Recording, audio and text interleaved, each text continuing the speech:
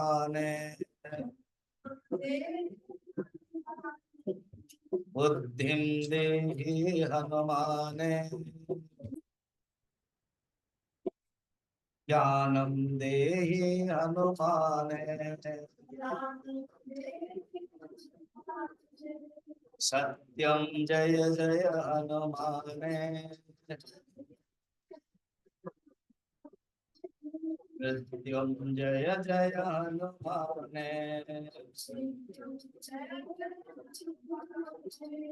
राक्षसमर्दन वानर रक्षक अंजन नंदन हनुमाने अंजन नंदन हनुमाने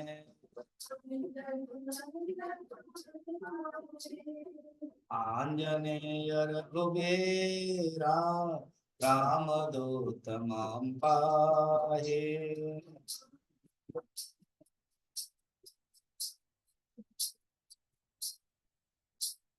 आंजनेय मम बंधो आंजनेय दया सिंधो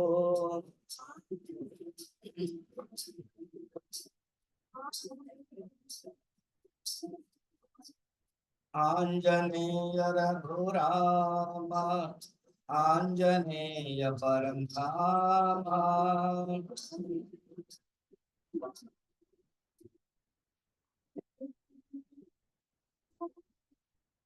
आंजनेय रघुवीर रामदूत मां पाहि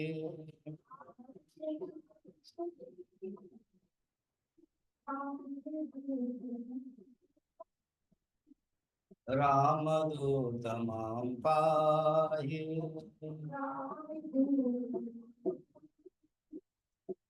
रामदूत मां पाहि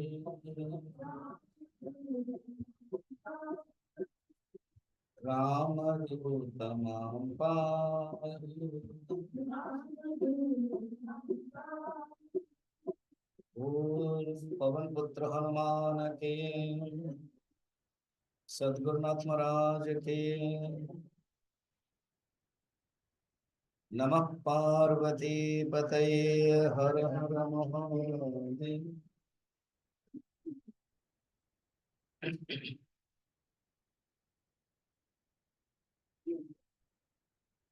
हरिओम।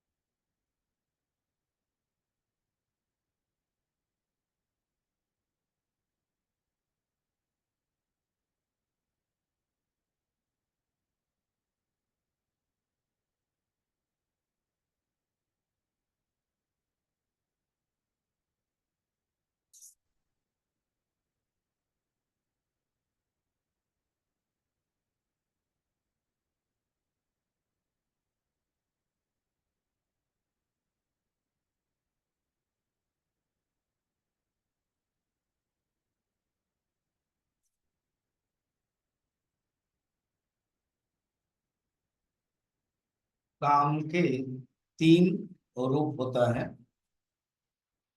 एक होता है काम, खुद काम रूप, फिर कामाचार,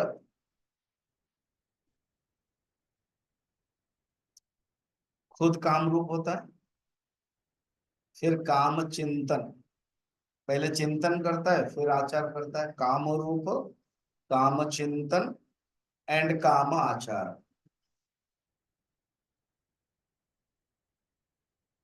जब मनुष्य के अंदर कामना आ जाती है तो उसी के अनुसार वो सोचता है, काम चिंतन। फिर आचरण भी उसी के अनुसार ही होता है।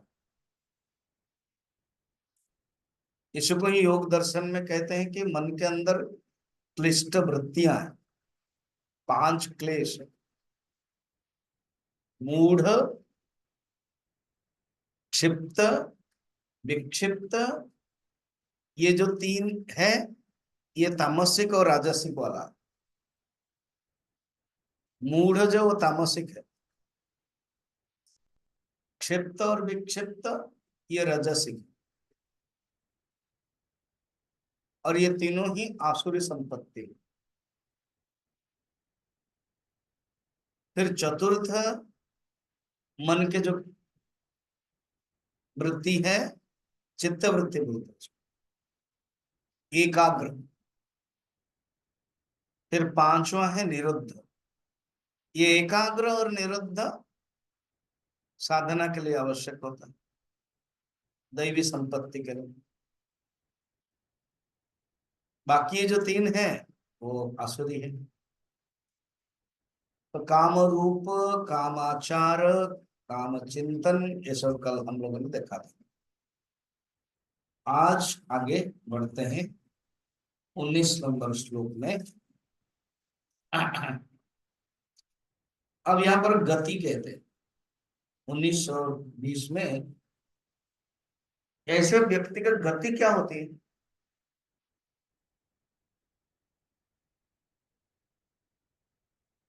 और एक प्रश्न होगा, उनके लिए आप कुछ दंड देते हो? अब इतना सब गलत होता है तो भगवान दंड देते हैं कि नहीं? ना ऐसे ही चुपचाप बैठे हुए हैं भगवान, टुकुर टुकुर कर देखते हैं। तो ईश्वर कहते हैं यस मैं दंड देता हूँ, खुद बोल देते हैं। जो गलत करते हैं उनको दंड देता हूँ, जो सही करते हैं उनको मैं सम्मान करता हूँ, पुण्य देता हूँ। ये 19 नंबर श्लोक बहुत ही, देखा जाए तो भगवान के दृष्टि से, माने भगवान के लिए आक्षेप श्लोक है। तो फिर ये भगवान क्या अगर दंड देंगे तो? और दंड भी देते हैं पूरा गर्जियस वाला, वो स्ट्रांगली दंड देते हैं। खुद कहते हैं 19 नंबर।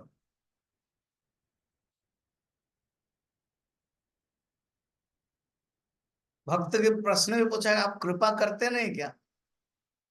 अब पहले तो दंड सुनो, उसके बाद कृपा करता हूं कि नहीं है बाद में पता चलेगा। तो दंड बता रहे हैं आप 9 श्री भगवान वाच तन्यहं दिशत क्रूरा संसारेषु नराधमा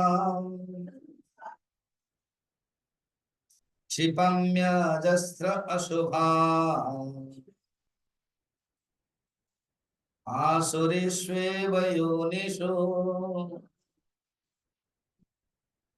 भगवान खुद कहते अहम मैं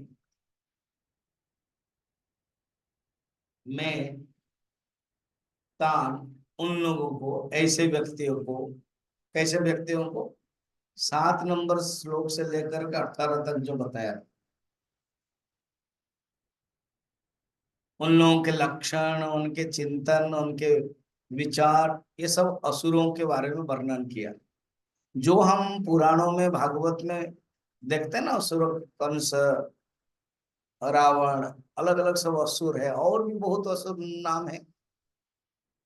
वही इन लोगों के दर्शन है, आचरण है, विचार है। तो उनके लिए उनकी गति क्या है? उनको दंड मिलेगा कि नहीं?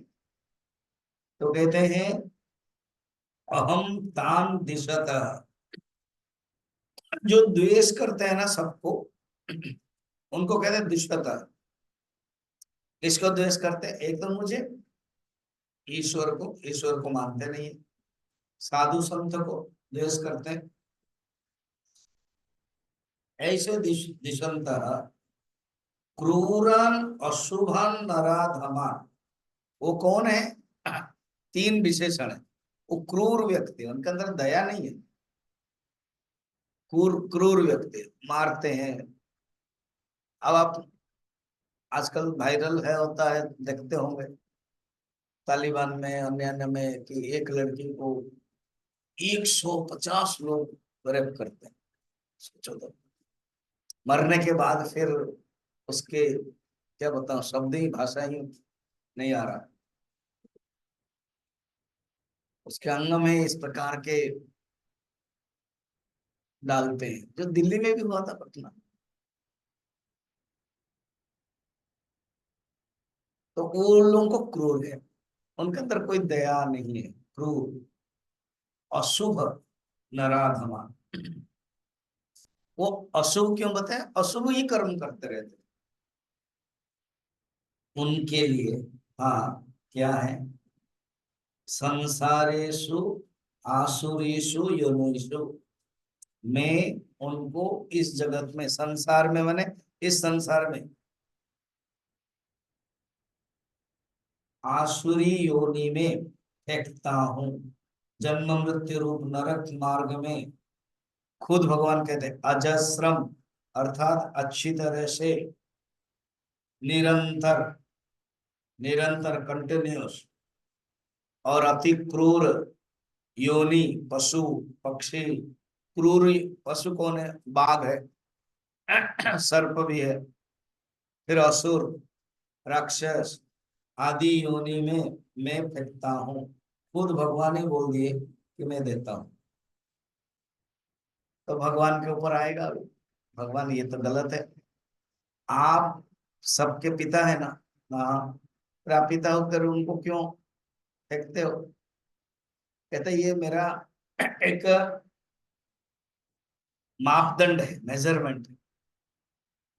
मेरे पास एक मेजरमेंट है, उसके अनुसार मैं करता हूँ, नहीं तो मैं फिर संसार चला नहीं पाऊंगा। क्या मेजरमेंट आपका? ना कर्म, अच्छा कर्म करोगे तो अच्छा फल मिलेगा, खराब कर्म करोगे तो खराब फल मिलेगा। अच्छा, कोई अच्छा कर्म कर रहा है फिर भी खराब फल मिल रहा है पूर्व जन्म का। गहना कर्मणो गति, क्योंकि सब कर्म हमें, कर्म केवल एक प्रकार के नहीं, अनेक प्रकार है। कुछ कर्म तुरंत फल देगा, कुछ कर्म बाद में देगा, तात्कालिक है, और एक है सामयिक है। कुछ कर्म तुमको पता नहीं चलेगा, वो है, ठीक समय में निकलेगा।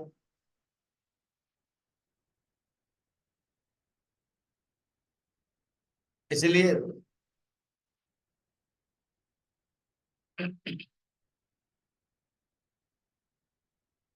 अब मैं बताता हूँ एक कहानी, पहले भी बताया था।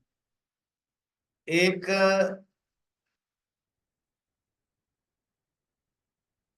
सुनार था,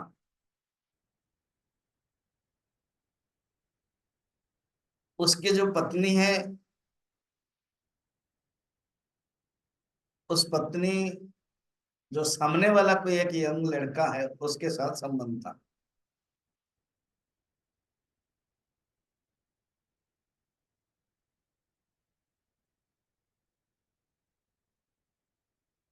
एक दिन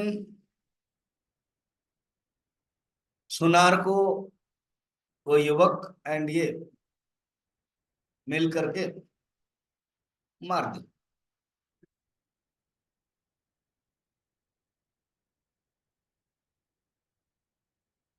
फिर वो पत्नी भी मर गई। अब ये रात में बाहर पेशाब के लिए निकला था। जो पुलिस है वो खुद सोनार के दुकान, मतलब घर से सोना चोरी करके ले रहा था।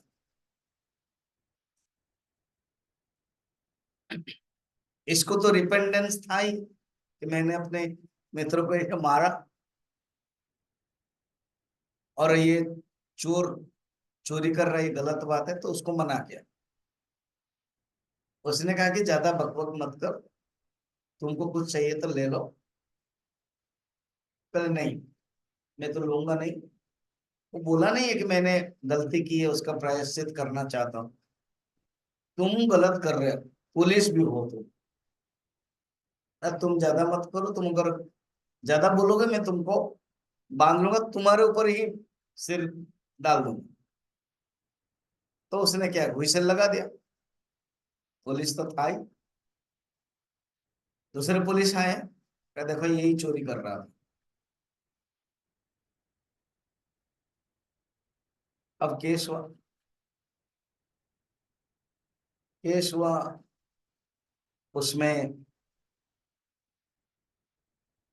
जज जो है कंगफू, बहुत पैसा धन सब चोरी के इल्जाम लगा, वो उसको मृत्यु दंड दे दिया। अब मृत्यु दंड से पहले भी जज के पास मिलने के लिए एक मौका मिलता है। तो वो रोने लगा, क्योंकि सचमुच मैं नहीं किया हूं। तो जज को कुछ लगा कि ये ईमानदार है, सही बोल रहा है, उसकी आंखों से। जज वकील ये सब जान लेते हैं कि पुलिस ही मुझे पकड़ाया, मगर पुलिस को कह नहीं सकते, आईन कानून को कुछ सबूत चाहिए। तो जज थोड़े से विचारवान थे, विचारपति ये इसलिए बोलते हैं उनको, जो विचार करते हैं। उन्होंने एक प्लान बनाया, अपने जो नौकर है वो एक सेटिंग ड्रामा करवाया, दौड़ करके आकर के कहा कि एक परिवार के आदमी मर गया और सब भीड़ है। तो विचारपति ने आदेश दिया कि उस शव को लेके आना है। तो पुलिस को कहा, पहला वाला पुलिस, दूसरा वाला पुलिस जो सब मिले हुए थे, उसमें 3 लोग, और ये जो चोर है, मैंने चोर मैंने जो जिसको दंड दिया गया था, उसको कहा तुम भी जाओ। उन्होंने एक प्लान किया, चारों गए और वो सबको लेके आए, और तीनों ही इसको डांट रहे। देखा, उस रात में अगर हमारी बात मान लेते हैं तो तुम जीत जाते, तुमको भी धन मिलता है कुछ परसेंट। अब नहीं माने, ईमानदार दिखाया गए। अगर देखो तुम लोगों ने गलती किया, तुम लोग पुलिस हो, ऐसे बातें हो रही थी। उस समय पुराने जमाने में तो कोई तो फोन के टैपिंग सिस्टम तो था नहीं, फोन भी नहीं था। तो बातें हुई और विचार अदालत में रख दिया। तो तुरंत वो जो शव था वो शव नहीं था, सोया हुआ था आदमी। विचारपति ने इसे सेटिंग किया था 2 आदमी के लिए, एक आएगा और एक शव जैसा सोएगा। उठ गया, आश्चर्य हो गए सब, पुलिस आश्चर्य, हुई भी आश्चर्य। बोले बताओ इन लोगों ने कुछ बातें सुनी ना? हाँ। क्या कहा? ना ये जो पुलिस है इसने ये कहा, वो तो जानता है ना, आवाज से जान लेता है किधर से आया था क्या है। और इसने भी ऐसे कहा। पूरा स्टन हो गया। तो तुरंत तीनों पुलिस को जेल हो गए।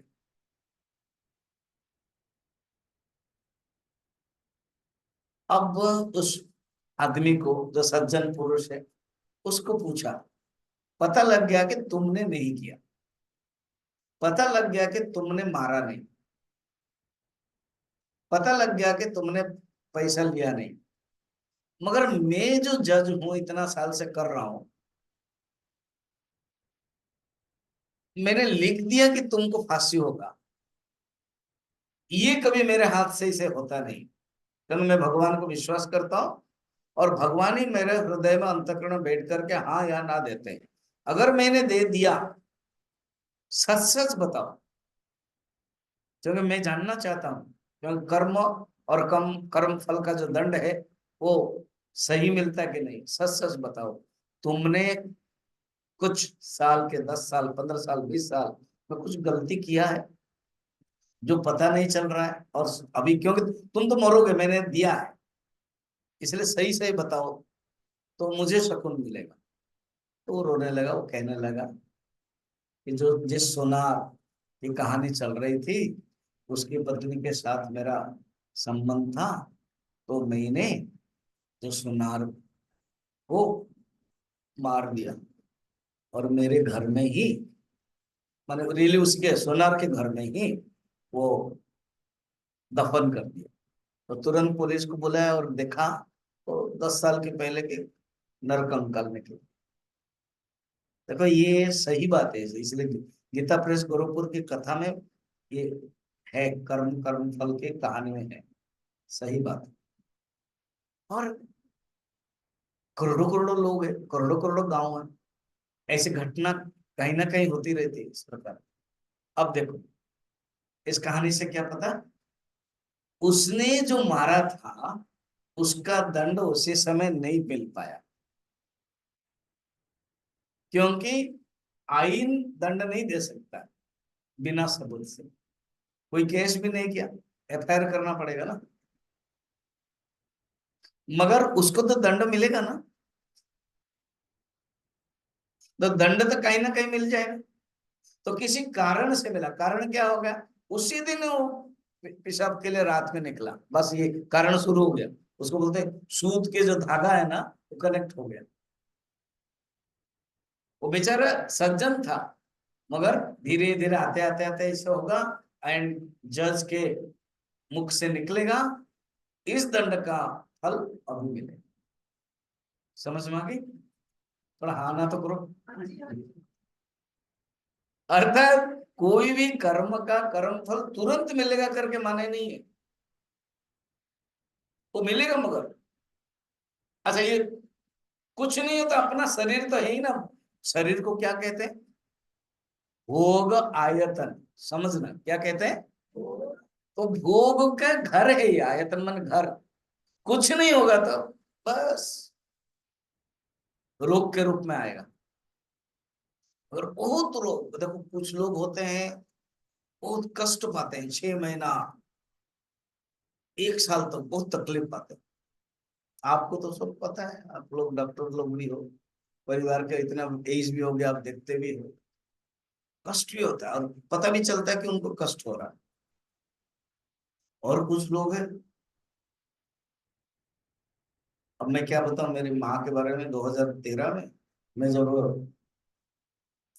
उत्तरकाशी कैंप चारधाम आए, तो पहुंचते ही हरिद्वार में खबर आया, एटलीस्ट फोन था उस समय, मोबाइल था मेरे पास, तो फोन आया कि अब वहां से मुझे गुवाहाटी जाना था। मैं रांची में था उस समय। गुवाहाटी में मेरा ज्ञान यज्ञ था।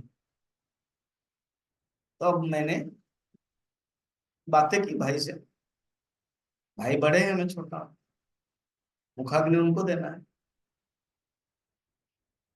12 दिन में द्वादश में पहुंच जाने से हो जाएगा।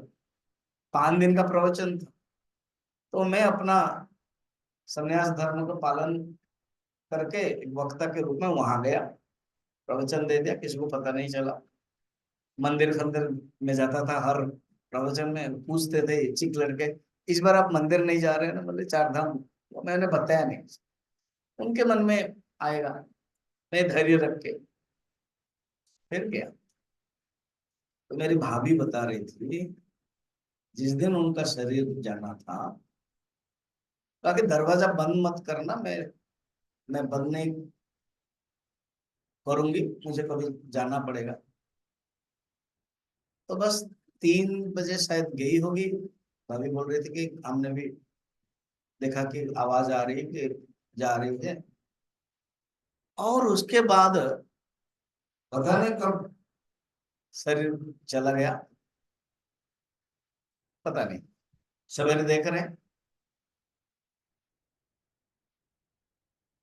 तो ये बाद में मुझे पता चला, फोन पर सब नहीं बताया। फिर मैं पहुंच गया, मैं 6वां 7वां दिन में फिर रुका। फिर मैंने भागवत प्रवचन दिया, परिवार के लोग, बहुत लोग तो मुझे इतने साल के बाद देखा है जय सन्यासी। मैं सोचता गया, अच्छा है, धन्य माँ है, जिसने अपने बेटे को सन्यासी बनाया, उनको कोई तकलीफ नहीं। उसके वो भाभी ही सब बता रही थी, उसके पहले दिन में भोजन आदि सब खाया अच्छे से, रात शाम को, बस सोचो, कुछ कर्म बाकी था ही नहीं, भोग था नहीं, बस हो गया। ऐसे में एग्जाम्पल दिया, और उसका उल्टा भी होगा। 6 महीना तकलीफ हो रहे, दूसरे लोग भी तकलीफ हो रहे, कष्ट भी हो रहा है। इसका अर्थ है कर्म जो फल है, अगर भगवान नहीं दे रहे हैं, विचारपति नहीं दे पा रहा है, पुलिस नहीं दे पा रहा है, शरीर में ही, शरीर में ही भोग, प्राण तुरंत जाएगा नहीं, रहेगा। और जितना दिन भोग करना वो रहना ही पड़ेगा, उससे कोई अलग हो ही नहीं सकता। ऐसे बहुत लोग को आप देखे हुए होंगे। तो इसीलिए भगवान क्या करते हैं, भोग करने के लिए, कष्ट की, गलत किया ना, तो भोग करने के लिए ऐसे शरीर देंगे जो उसमें तुम भोग करो। उसमें अभी प्रश्नों का भगवान की गलती है क्या? भगवान की कुछ गलती नहीं। श्रुति में भी कहते हैं क्या, कि दूषित आचरण करने वालों को मैं कुत्सित योनियां देता हूं। कुत्सित योनिया में ब्रैकेट में लिखा है, कभी कुत्ते योनि, कभी शुकर योनि, कभी चांडल योनि देते हैं। और जब मैं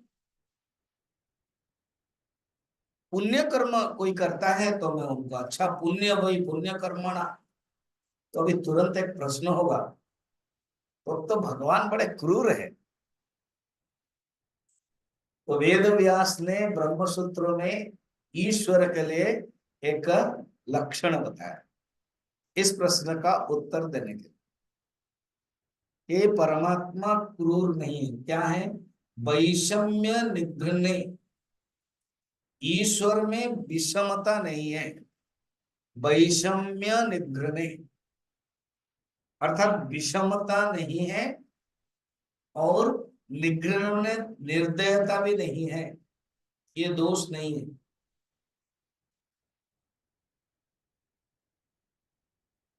फिर क्या है? ना सापेक्षत्व तथा ही दर्शयति, जीवों के धर्म और अधर्म की अपेक्षा रखता है। अर्थात जीवों के ऊपर निर्भर करता है धर्म और अधर्म। जो भोग करता है मनुष्य, सुख और दुख, भगवान के ऊपर नहीं है, जीव के धर्म और अधर्म, उपनिषद के वाक्य। और उसको लेकर के उन्होंने सूत्र बनाया, ब्रह्म सूत्र। और भगवान में क्या है? वैषम्य निगृण्य न, वैषम्य माने विषमता। ये नहीं कि किसी को दंड देंगे, किसी को वो करेंगे, ऐसे नहीं है। मनुष्य कर सकता है। अब किसी दल के पार्टी है तो उनका अगर सरकार है तो वो अपना सपोर्ट कर सकता है, उसी के कई एमएलए एमपी के को ये कर सकता है। भगवान नहीं करते इसे। भगवान सब, उनके लिए सब समान। नहीं नहीं, मगर हम देखते हैं कि कृपा, अभी तो जो चंडल है, जो असुर है, उन लोगों को तो कृपा करते नहीं है। तो इसीलिए नहीं करते कि उसको भोग करने के लिए समय देते, छोड़ते। पहले भोग कर लो, जब खत्म हो जाएगा फिर आएगा। फिर ये जगत में कोई ना कोई साधु मिलेंगे, कोई ना कोई गुरु मिल जाएंगे, फिर हम पहले से ही एक अच्छा संस्कार के घर में दे देंगे, तो उसका सब खत्म हो गया ना। इतना हम कर लेंगे, देन वो प्रयास करेगा, बचपन से ही सीखता रहेगा। समझ में आ गया? इसीलिए ईश, और एक है भगवान, इसी ब्रह्म सूत्र में वेद व्यास जी कहते हैं भगवान के बारे में क्या, रक्षाम अपेक्षाम अपेक्षते। भगवान जो, देखो, ब्रह्म की दृष्टि से ये सब नहीं है, कुछ भी नहीं है।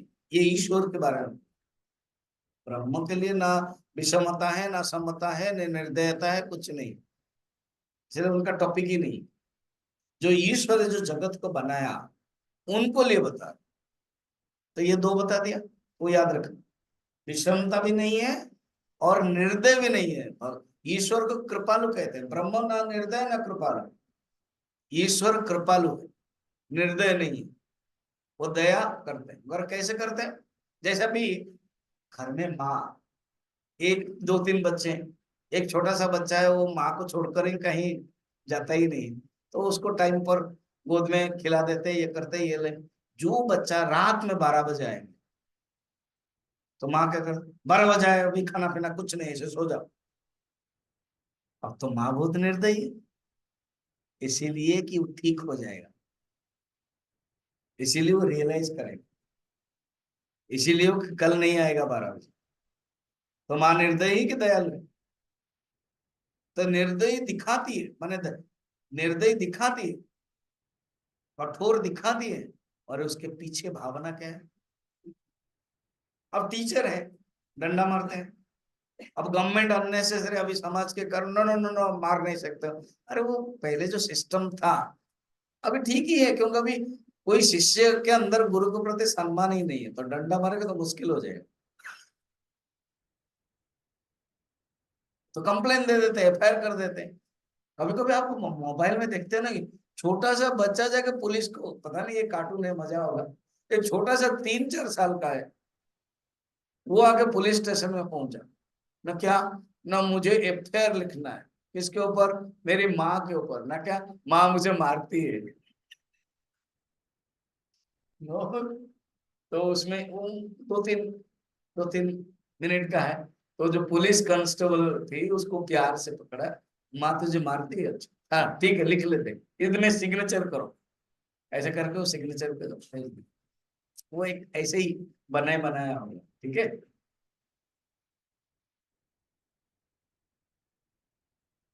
और वो एक बड़ा डेंजरस श्लोक है, सांघातिक श्लोक है, समझ में भी नहीं आएगा। भगवान खुद कहते मैं उनको असुर योनि में डाल देता, नहीं कहते तो भी चलता, गीता बढ़िया चल रही थी, मगर डाल दिया, अपने अपने ऊपर ले लिया।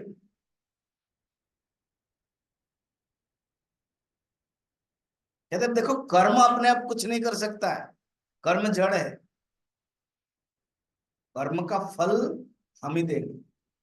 खराब कर्म करेगा तो खराब फल, कर्तुराज्ञया प्राप्यते फलम, कर्म किम परम, कर्म तज्जडम उपदेश। इसलिए ये श्लोक बता रहे, क्लियर हुआ? हाँ, मैं एक सूत्र दूसरा बताया था, रक्षाम अपेक्षाम अपेक्षते, अर्थात ये क्या सूत्र है, वेदव्यास जी को पूछा गया, इसका अर्थ क्या है? कहते हैं भक्त प्रार्थना करे, रक्षा की अपेक्षा करे, ये ईश्वर अपेक्षा करते हैं, समझ में आया? अर्थात ईश्वर चाहते हैं कि मुझे बुलाओ तो मैं जरूर आ जाऊंगा, ईश्वर चाहते हैं तुम पुण्य कर्म करो मैं तुम्हारे पास आ ही जाऊंगा। मेरे पास अगणित पुण्य का पैकेज है, सुख का पैकेज है, मैं उसको दूंगा ना जब वो कोई मुझे बुलाएगा, मैं सबको इसे नहीं दूंगा। भगवान कृष्ण कहते हैं मेरे बेटे भी हो, गलत कर्म करे तो मैं ही माध्यम बन के मरा के जाऊंगा, ठीक है नहीं?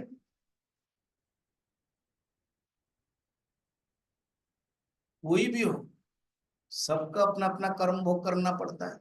भीष्म पितामह को मैं पद सेवा कर सकता हूँ, करता हूँ, सम्मान करता हूँ, जब आते हैं मैं उठ जाता हूँ, मगर उनको सरसैया में इतना दिन रहना ही पड़ेगा, उसको और उपाय नहीं। मगर उनके पास जो ज्ञान है, जो सरसैया का कांटा जो चुभता है वो नहीं चुभेगा, मगर कांटा तो चुभेगा ही, माने कांटा तो जाएगा ही, शर्त लगेगा ही, क्योंकि वो पूर्व जन्म में उन्होंने गलती की थी। भीष्म की कथा सबके, खुद कृष्ण कहते हैं मुझे भी जरासंध मारेगा, क्यों ना, मैं भगवान हूं, मेरे मेरे अंदर कोई गलत कर्म नहीं है, और मुझे लेकर के कोई सोचा है तो क्या करे? अच्छा, आपको लेकर के क्या सोचा? अंगद ने, जब उसके पिताजी मर गए बाली और मैंने मारा राम के रूप में, अंगद ने सोचा मेरे बस चले तो मैं इनको भी तीर मारूं। भगवान ने देखा राम ऐसे ड्रामेटिक स्टाइल में बोलो, अच्छा ऐसे सोच रहे हैं। वो तो जो भी मनुष्य जो सोचेगा भगवान को पता चल जाएगा, और वो भूल गया हनुमान जी की कृपा, हनुमान जी के सेवा, भक्ति देखो भूल गया।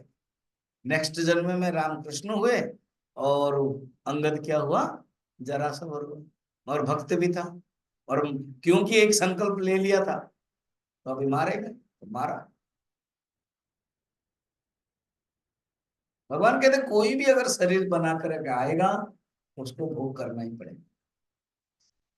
मैं अवतार बनता हूं,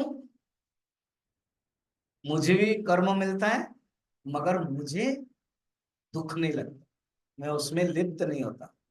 संत, सिद्ध पुरुष, महापुरुष लिप्त नहीं होते, उनको भी मिलता है। रामकृष्ण परमहंस को क्या हुआ? कैंसर भी हुआ, उनको दुख नहीं मिला। ऐसे आगे बढ़े। अब 19 के बाद 20 नंबर श्लोक। आसुरीम यो, अच्छा, तो कहते हैं ये कितने जन्म तक आप करोगे? अनेक जन्म तक। फिर उसके बाद तो मैं, देखो दया, तुरंत 19 श्लोक के बाद तुरंत 20 श्लोक में दया बता देते हैं, फिर तो मेरे पास आ जाएगा। आसुरीम योनिमापन्ना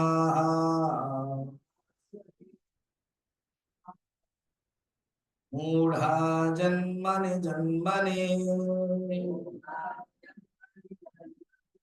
माम प्राप्येव कौन्तेय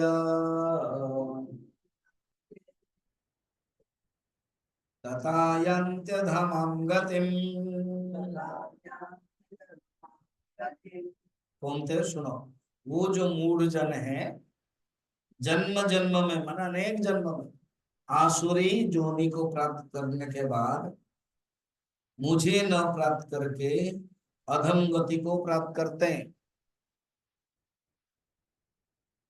तो उन्हीं के कर्म के कारण वो भोग करते हैं,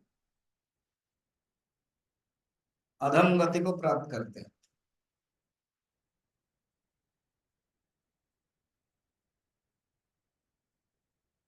अच्छा, इसलिए इस जन्म में जो भी कर्म है ना, उस कर्म का भोग हम लोगों को कर लेना चाहिए।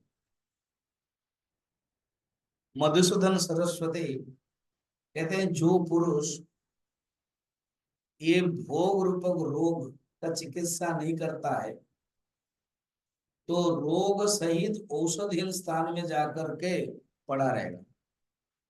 समझ में आ गया? नहीं, इहैव नरक व्याधेः चिकित्सां न करोति यः गत्वा निरोध निरो नीहि औषधं स्थानं सरोजप किम करिष्यति।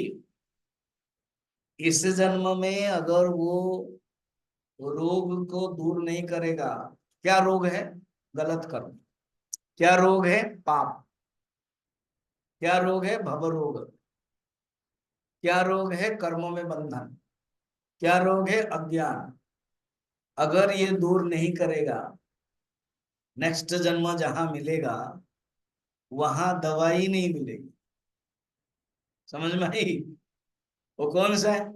अवसुरी होनी है, वहां दवाई नहीं है, वहां केवल भोग, वहां कोई प्रवचन नहीं चलेगा, वहां कोई स्वामी जी नहीं मिलेगा, वहां कोई गुरु नहीं मिलेगा, भोग करना पड़ेगा। फिर यहाँ आएंगे। तो मधुसूदन सरस्वती ये कहते हैं कि सोचो उसकी हालत क्या होगी, दवाई नहीं मिलेगी, ऐसे स्थान में हो जाएगा। और दवाई क्या है? ये ज्ञान है, ये धर्म है, वो दवाई है। फिर कंक्लूज करते हैं 21 नंबर में, कहते हैं ये नरक का द्वार क्या है? बस 3 है। त्रिविधम नरकस्येदम द्वारम नाशनमात्मनः काम क्रोधस्तथा लोभः तस्माद् एतत्त्रयं त्यजेत्। त्रिविधम नरकस्येदम, काम क्रोध लोभ, यही 3 नरक का द्वार है। इसका ही सोचो। ये नरक का द्वार है, ये डायन है। एक कहानियां याद आती, बताओ।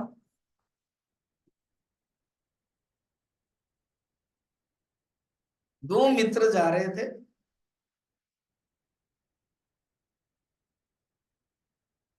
पथिक थे।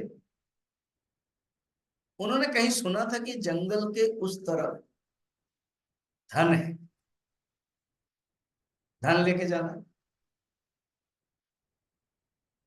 तो जंगल के छोर में एक साधु बैठे थे।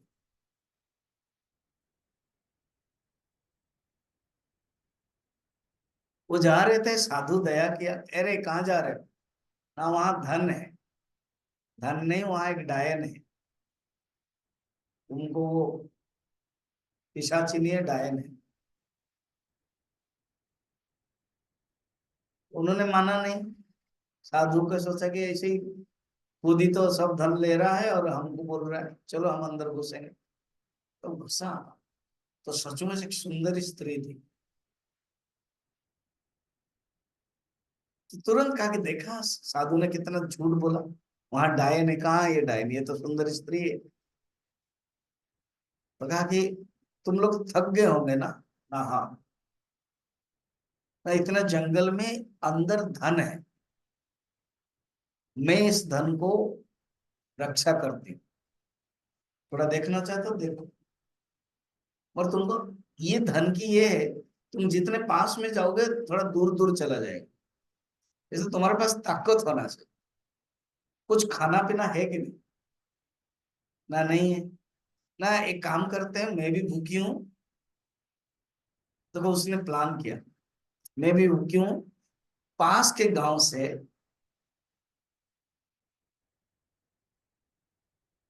खाना ले आओ और टोटल ये धन लो। तो छोटा लड़का को भेजा, छोटा जो दो मित्र थे, एक छोटा एक बड़ा, जूनियर सीनियर, बड़े मियाँ छोटे मियाँ। तो छोटे मियाँ गया। अब बड़े मियाँ ने सोचा, ये छोटा के कारण ना कुछ काम नहीं करता है, सब कुछ मैं करता हूँ, मगर 50-50 लेगा ये, उसको मार देते हैं। तो उसके पास जो बंदूक था, कहते ये स्त्री भी बेकार की है, इसको पीछे कौन पड़ेगा, धन मिल जाएगा तो मुझे असंख्य स्त्री मिलेगा। उसको कड़ाक मार दे। ठीक। अब इधर छोटा भी कुछ कम नहीं है, उसने सोचा मैं खा लेता हूं, मेरे पास ताकत आ जाएगा, इन लोगों के लिए मैं जहर मिला दूं। सोचा दोनों खाएंगे मरेंगे। खाना लेके आए, आते ही बड़ा ने क्या किया, क्या किया, शूट कर दिया। तो अभी दोनों ही चले गए। अब इसने खाना खाया, क्या हो गया, मर गए ना। इसको कहते हैं काम क्रोध लोभ का कारण। मनुष्य के अंदर काम रहता है, लोभ रहता है, तो क्रोध करता है और मृत्यु का कारण होता है। काम क्रोध लोभ। आसुप्ते आमृते कालम नयेद। इसीलिए कहते हैं काम को चिंतन मत कर, नवा दद्याद अवसरम, कुछ भी थोड़ा सा भी अवसर मत दो। कामादीना मना कपि, एक श्लोक है, काम को मन में थोड़ा सा किंचित मात्र भी अवसर मत दो। फिर क्या करना चाहिए, ना आसुप्ते मरणम पर्यंतम कालम नयेत वेदांत चिंतया। सारे जन्म से लेकर के मरण तक एक ही चिंतन करो, क्या है, वेदांत चिंतया, ब्रह्म चिंतया। ये हो गया। अब कहते हैं इसके लिए कोई उपाय है क्या? तो हाँ, अभी कहते हैं उपाय है, इससे जो मुक्त होता है वो ही मुझे प्राप्त करता है। भगवान देखो दयालु है कि नहीं, बता दिया, ये मुझे प्राप्त कर सकते हैं और इससे मुक्त हो जाओ। काम और राम दोनों साथ में नहीं रहेंगे। जहां काम है वहां नहीं राम, जहां राम है वहां नहीं काम, दोनों साथ न ठहरिए, रवि रजनी इकट्ठा।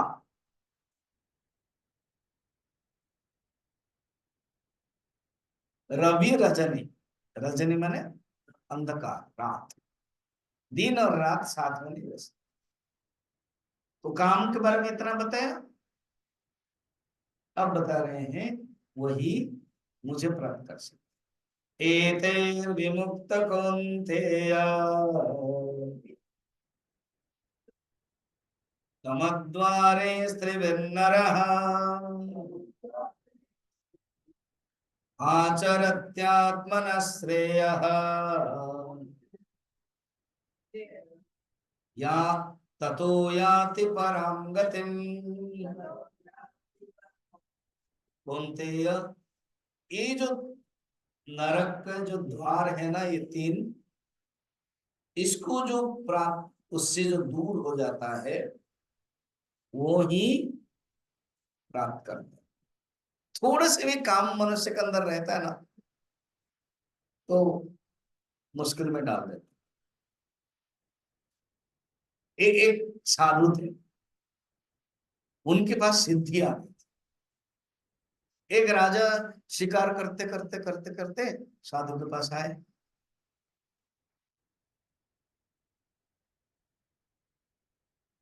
राजा ने अपना दुखड़ा कहा, ना क्या कि मेरा आते समय घोड़ा मर गया, मैं बहुत दूर आ गया हूं, मैं कैसे जाऊं? ना, चिंता मत करो,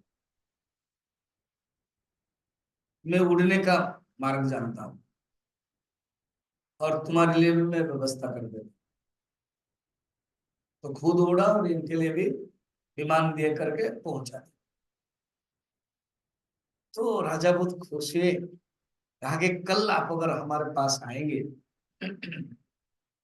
भोजन करेंगे, तो मैं खुश हूं। अब ये साधु स्वीकार कर लिया। अब आकाश मार्ग में उड़ करके आए। अब ये राजा ने क्या गलती कर दिया, सबको बता दिया, एक गुरु है, एक साधु है जो आकाश मार्ग में आए। सब देखने लगे, तो उनके अंदर आ गया अहंकार आया। अब ये रोज बुलाने लगे, ये रोज आने लगे। तो एक दिन राजा नहीं थे, आए तो रानी ने सब व्यवस्था की। रानी, राजकुमारी, नौकरानी सब देख के इनके मन में कामना आ गई। फिर उसके बाद जब उड़ने के लिए जाने लगे तो उड़ ही नहीं पा रहे, क्योंकि सिद्धि नष्ट हो गई काम क्रोध लोभ के कारण। ये बात है। फिर पैदल तो आए होंगे, फिर सोचा कि भाई अब मुझे नहीं करना है, इस चक्कर में नहीं पड़ना है। कहते जो ऐसे मुक्त होते हैं वो मुझे जरूर प्राप्त कर लेते हैं। हो गया, कितना नंबर गया?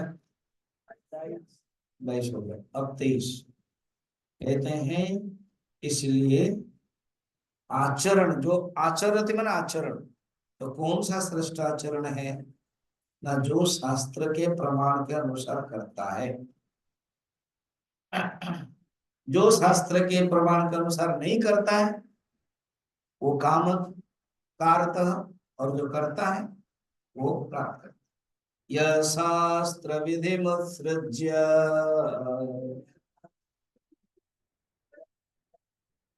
वर्तते काम कारतः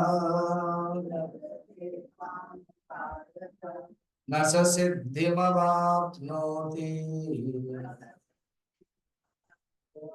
न सुखम न परां गतिम्।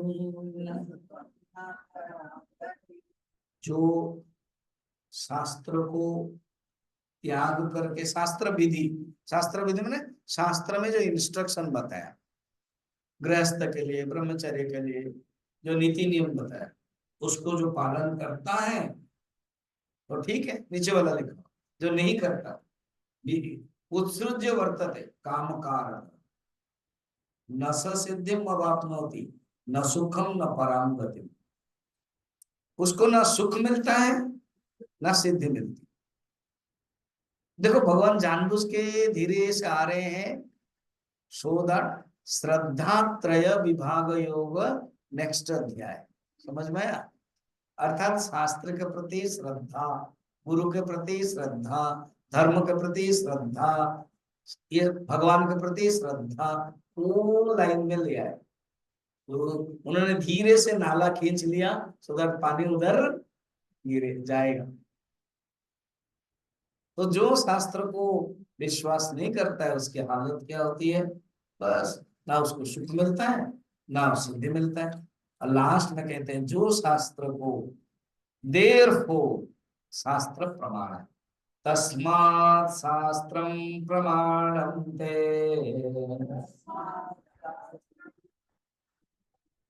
कार्य कार्य व्यवस्थितो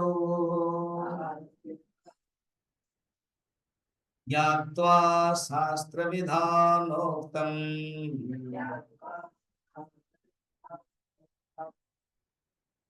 कर्म कर्तुर्मिहार्षसे। तस्मात् देखो, तस्मात् कब लगता है? तस्मात् कब लगता है? कंक्लूड हो रहा है, 6 बज रहा है ना? इसे तस्मात् आना ही पड़ेगा। मुझे बहुत लोग बोलते हैं स्वामी जी हमको पता, हमको लगता है कि स्वामी जी कैसे खत्म करेंगे कैसे करेंगे, ठीक टाइम पर मैं तस्मात् कैसे कर देते हो?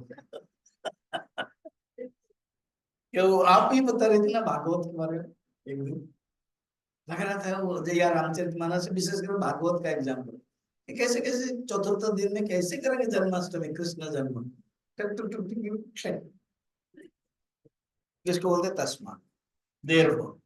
तस्मात् शास्त्रम प्रमाणम, शास्त्र को ही प्रमाण मानो। क्या कार्य, क्या कार्य, क्योंकि उसमें वर्णन है। व्यवस्थित तो मानो इसमें व्यवस्था की गई है। ज्ञात्वा शास्त्र विधानोक्तम, इसलिए शास्त्र विधान, शास्त्र इंस्ट्रक्शन को जान करके कर्म करोगे तो सिद्धि मिलेगी। अब तुरंत 17 चैप्टर में अर्जुन का प्रश्न आएगा जो हम लोग सितंबर में देखेंगे। सितंबर ना, अभी नहीं देखेंगे नेक्स्ट क्लास।